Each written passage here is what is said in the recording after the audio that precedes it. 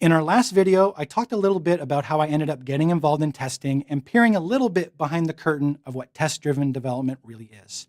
While most of this course is focusing on unit testing, I think it's important to understand the different types of tests you can write. Why? It will prevent you from writing the wrong types of tests. First, let's talk about unit tests. Unit tests are tests that are written to verify that individual modules of code are functioning the way that you expect. The tests are supposed to be small, run quickly, don't talk to real things. We want the tests small because small tests are easy to write. You will hear me frequently say things like code smells and test smells. These are just nice ways of saying that something is wrong with your code or your tests. One of the easiest ways of detecting a code smell for the code you are writing a test for is that your test is long and complicated. We want the test to run quickly because there is a direct relationship between how long the tests take to run and how often they will run them. Let me tell you a little story. Once upon a time, there was a team of developers who had one very grumpy person working for them. This team, while they believed in tests, always waited to the last minute to write the tests. You see, they had to run all their tests on one shared machine. Now, this was okay when only a few developers were running tests. But on the day that everything had to be finished, the poor little test server always had a meltdown because everyone was trying to run all the tests at once. This made our grumpy programmer even grumpier. Every grumpy programmer knows that the longer it takes to run the tests, the more likely the other programmers will not want to run those tests. Write fast tests, be less grumpy. Maybe. Finally, good unit tests don't talk to real things. What do I mean? In order for a test to run fast, we can't talk to things like databases or APIs hosted on remote servers. That will just slow us down.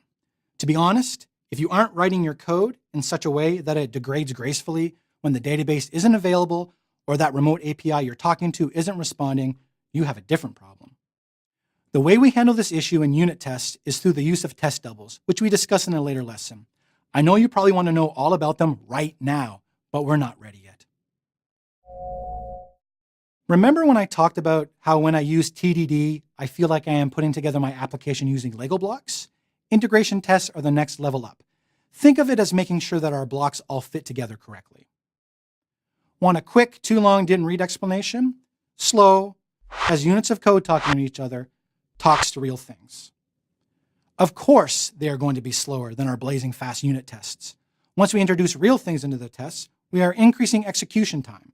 Talking to MongoDB or the Twitter API are not things that happen instantly. Integration tests are good, but they can often lull you into a false sense of security. Sure, unit tests can do this too. A test suite that has 100% code coverage and all tests pass is still one that has only passed all the tests you could think of. There are always edge cases that you don't discover until people other than yourself actually use the application. Integration tests also have the issue of adding overhead to the testing process itself.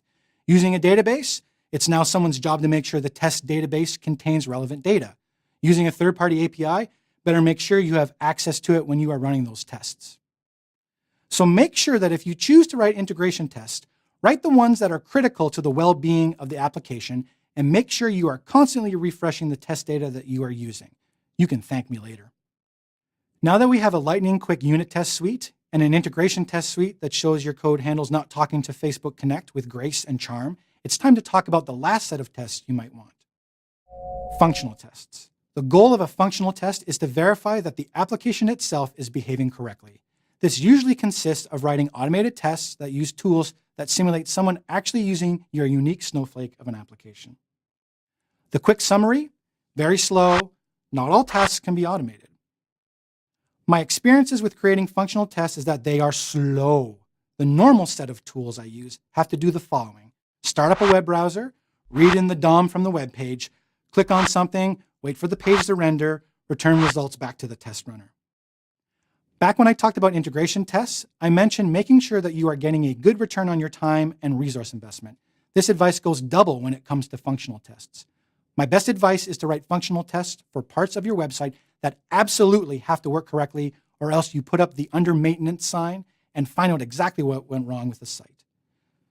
I know it feels like we've gotten ahead of ourselves. Don't worry, it will all become clearer once we actually start writing tests.